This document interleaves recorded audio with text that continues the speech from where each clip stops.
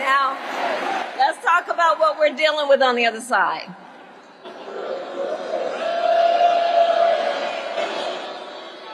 So on that last topic, if Donald Trump gets the chance, he will end the Affordable Care Act and take us back to a time when insurance companies had the power to deny people with pre-existing conditions. You remember what that was like? Children with asthma, breast cancer survivors, grandparents with diabetes. Well, Governor Walz and I will not let that happen. Do you dare criticize Kamala Harris for anything?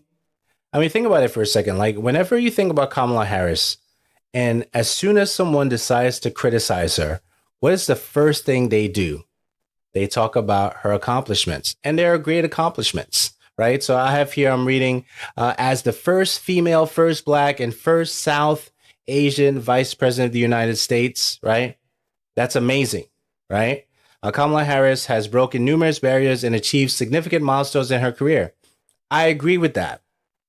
But my thing is, when is it okay to criticize or not criticize a public figure? It seems like every conversation I have with different individuals, you can't say anything bad about her, right?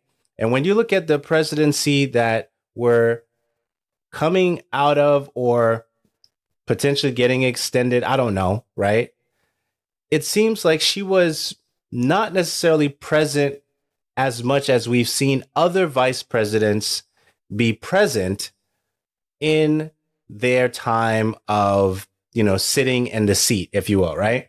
So now I was speaking to someone earlier, and as we were having the conversation, they were like, well, she attended an HBCU. She's the vice president of the United States. She is a Black woman, and all those things are true. But it seems like whenever you criticize her, specifically for her, it seems like there's just something there that you can't say anything wrong about the lady. Okay. You just can't. And I wonder why. How did we get here? She is a public figure, and anyone who decides, and I was talking to someone else about something completely different in relation to individuals creating content on a platform that is public. If you don't want to be criticized for anything, just don't show up, don't turn on a camera, don't turn on a microphone, and people will most likely leave you alone. You don't exist. But if you turn on a microphone and you turn on a camera, you better believe that you're going to get criticized for whatever you say and whatever you do. And Kamala Harris is not off limits. She's not off limits. JD Vance is not off limits.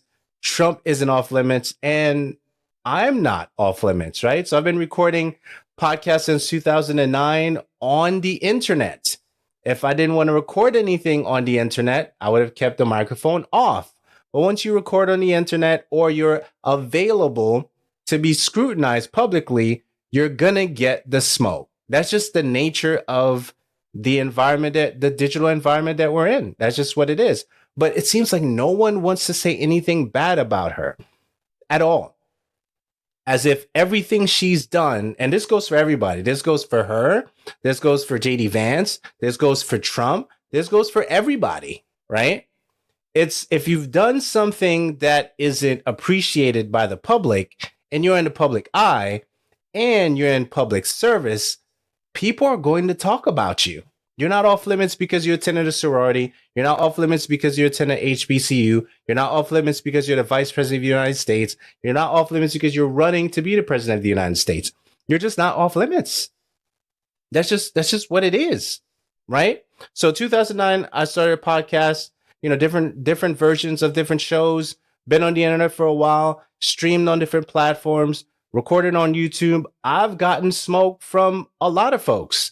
I've gotten smoke for people about this channel. And if you haven't subscribed yet, please make sure you like, subscribe. I do appreciate your comments. Your comments really, really make me laugh. So keep them coming. And I want to show you this clip though. This is between Jordan Peterson and Piers Morgan speaking specifically about this thing where you can't criticize Kamala for anything. I was just watching a congressman from the U.S. today claiming that the critics of Biden after the last debate are ableist. Yeah, I saw that. mean, well, I don't even know what to think about that. It's like, I see. So now here's your theory. Your theory is that it doesn't matter whether the president of the United States is able, because all discrimination between being able and unable is a form of prejudice. And that even applies with regards to the president of the United States. And so that means that all the people who are concerned that there might be something astray with him cognitively, that we're being lied to about at a level that's almost inconceivable, are now equivalent to like KKK racists from the 1940s. And that's your argument. And by the way, in relation to the same critique of his vice president, should you dare to criticize Kamala Harris, you are de facto a racist. That the only reason, Gavin Newsom said that the other day. That the only reason that you would feel the need to criticize this black woman who's vice president is not that she's been completely incompetent in her job, which any impartial observer would conclude, but it has to be because of her skin color and her gender. And even though that's why she was put in the damn position to begin with. Joe Biden said publicly, I want a black woman. Right. And then he gets a black woman who is massively underperformed, which hasn't helped him at all. But no one's allowed to criticize her, because if you do, you'll be called a racist. And I find that one of the laziest tropes out there in modern society. It's a way of, I think we've discussed it before, but it's a way of stifling honest debate. It's a way of censoring legitimate criticism. It's a way of asserting moral superiority that's unearned. That's a lovely and actually, none of them really mean it.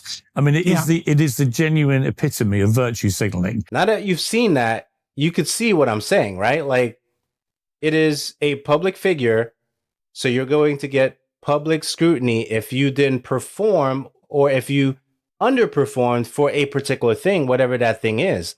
I don't think they're saying anything crazy here, because it seems like she's off limits because the fact that she is a Indian person that doesn't make sense, and black person and vice president of the United States.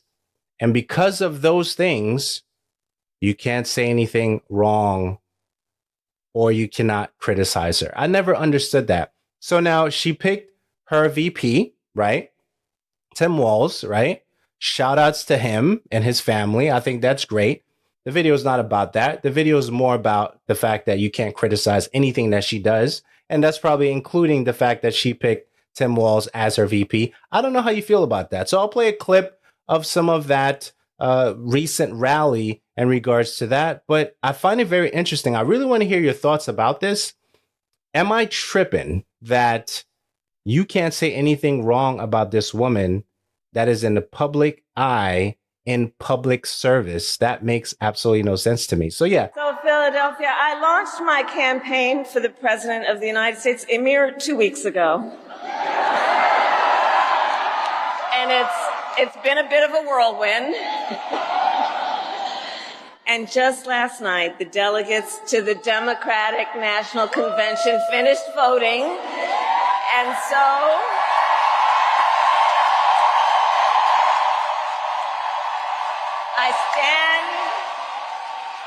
I stand before you today to proudly announce I am now officially the Democratic nominee for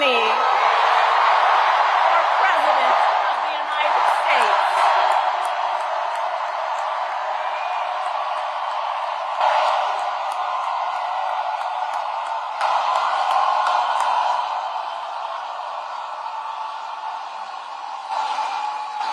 And so now we got some work to do. We need to move to the general election and win that. And to all the friends, listen, we also need to level set. We are the underdogs in this race. But we have the momentum, and I know exactly what we are up against.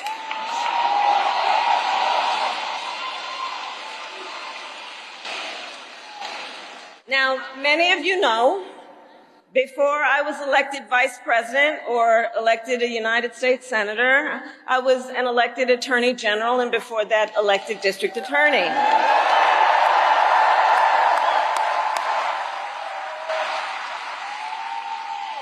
And before that, I was a courtroom prosecutor. So in those roles, I took on perpetrators of all kinds. Predators who abused women. Fraudsters who scammed consumers. Cheaters who broke the rules for their own gain. So hear me when I say,